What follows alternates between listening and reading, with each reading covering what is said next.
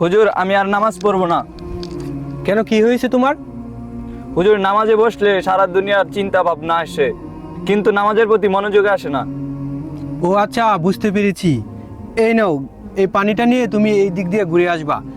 যদি পানি না পড়ে তাহলে তোমাকে আমি 5,000 টাকা পুরস্কার দিব। ঠিক আছে।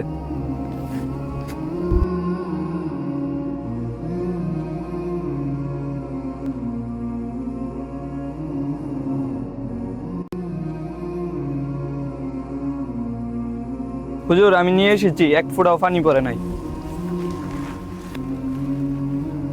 তুমি এক ফোঁটা পানি না ফেলে কেমনে আনছো? আমি তো বিরাট মনোযোগ দিয়ে আনছি, এক ফোঁটাও পানি পড়ছে না, কারণ আমি 5,000 টাকা পাবো।